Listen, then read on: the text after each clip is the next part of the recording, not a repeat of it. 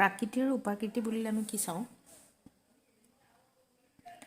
ভাষাৰ যোনটো প্ৰাথমিক উপাদান সেইটো হৈছে ধ্বনি আৰু এই ধ্বনিবিলাকে কেতিয়াবা অৰ্থবহন কৰে আৰু কেতিয়াবা ধ্বনিটোৱে অৰ্থবহন নকৰিবও পাৰে আৰু এই যদি ধ্বনিটোৱে অৰ্থবহন কৰে তেতিয়াহ'লে সেই ধ্বনিটোৰ ৰূপ বা আকৃতি বুলি কোৱা হয় ৰূপ বা আকৃতি হ'ল বৰ্ণৰে নিৰ্মিত ক্ষুদ্ৰতম অৰ্থবহ গোট এই গোটটো এটা ধ্বনিৰেও নিৰ্মিত হ'ব পাৰে বা একাধিক ধ্বনিৰেও নিৰ্মিত হ'ব পাৰে এতিয়া যদি আমি এটা বাক্য চাওঁ যে মই ভাত খাওঁ বাক্যটোত মইটো আৰু ভাত এই শব্দ দুটাক আৰু বিভাজন কৰিব নোৱাৰি মানে ম হস্ৰই এনেকৈ ভাগ কৰিব নোৱাৰি ভাতটো ভটাকাৰে ভা এটা ধ্বনি আৰু ত এটা ধ্বনি এই ধৰণে আমি বিভাজন কৰিব নোৱাৰোঁ কিন্তু খাওঁটো যদি আমি চাওঁ খটাকাৰে খা তই ভাত খা মানে অকল খা বুলি ক'লেও আমি তাৰ এটা অৰ্থ পাম আৰু উ বুলি ক'লেও এটা আমি তাৰ নিজস্ব অৰ্থ পাম এইবিলাককে ৰূপ বা আকৃতি বুলি কোৱা হয় কেতিয়াবা এটা বৰ্ণও হ'ব পাৰে কেতিয়াবা দুটা বৰ্ণৰ লগত যোনটো ধ্বনি উচ্চাৰণ হয় সেইটো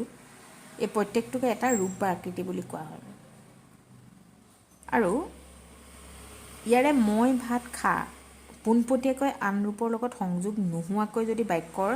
ব্যৱহাৰ হ'ব পাৰে সেইবোৰক মুক্ত ৰূপ আৰু যিবিলাকে বাক্যত অকলে ব্যৱহাৰ হ'ব নোৱাৰে অৰ্থাৎ অন্য মুক্ত ৰূপৰ লগত সংযোগ হৈ বাক্যত ব্যৱহাৰ হয় সেইবোৰ ৰূপক বদ্ধ বা যুক্ত ৰূপ বুলি কোৱা হয় এনে কেইটামান উদাহৰণ হৈছে মুক্ত ৰূপৰ উদাহৰণ হৈছে মানুহ ঘৰ গছ গৰু আমি যোনবিলাক শব্দৰ ধ্বনিটোত এটা অৰ্থ পাওঁ ডাইৰেক্ট সেইটোত হৈছে আমাৰ মুক্ত ৰূপ আৰু যুক্ত বা বদ্ধ ৰূপটো হৈছে আমি শব্দটোৰ লগত বা ধ্বনিটোৰ লগত আৰু কিবা লগ লগালেহে আমি অৰ্থটো পাম অনি যেনে উৱা প্ৰ যেনে প্ৰধান প্ৰমুখ্যে প্ৰ লগ লাগি এইবিলাকক কয় যুক্ত বা বদ্ধ ৰূপ এতিয়া আকৃতিৰ পৰাই প্ৰাকৃতি আৰু উপাকৃতি নিৰ্ণয় কৰা হয় আৰু প্ৰকৃতাৰ্থত প্ৰাকৃতি এটা গোটৰ নাম এটা ভাষাত অসংখ্য ৰূপ বা আকৃতি পোৱা যায় ভাষাৰ বাক্যৰ পৰা খণ্ডিতকৰণ প্ৰক্ৰিয়াৰে আকৃতিসমূহ উলিয়াই ল'ব পাৰি এই আকৃতিসমূহৰ পৰা একে অৰ্থবাচক বদ্ধ ৰূপ আৰু আকৃতিসমূহ শ্ৰেণীবদ্ধ কৰি লোৱা হয় এই বিৰোধ নথকা বদ্ধ ৰূপ বা আকৃতিৰ সামূহিক গোটটোকে প্ৰাকৃতি বোলা হয়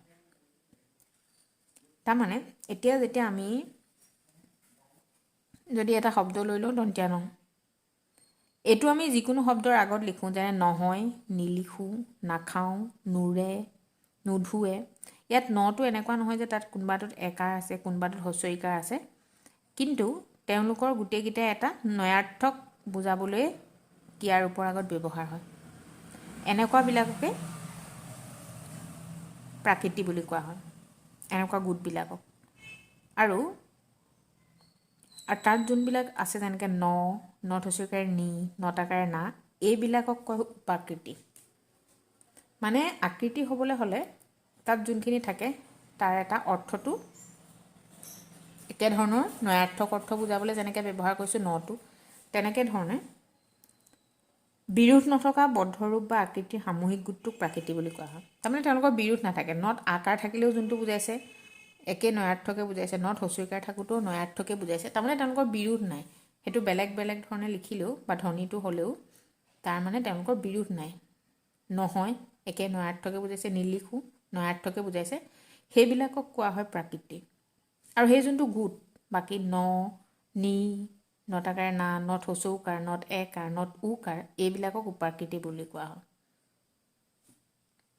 মেইন কথাটো যোনটোত বিৰোধ নাথাকে সেইটো হ'ল প্ৰাকৃতি আৰু সেই বিৰোধ নথকা যোনটো গোট হ'ব সেই গোটটোক ক'ব উপাকৃতি মেইন প্ৰাকৃতি আৰু উপাকৃতি বুলি ক'লে আমি সেইটোৱে বুজি পাওঁ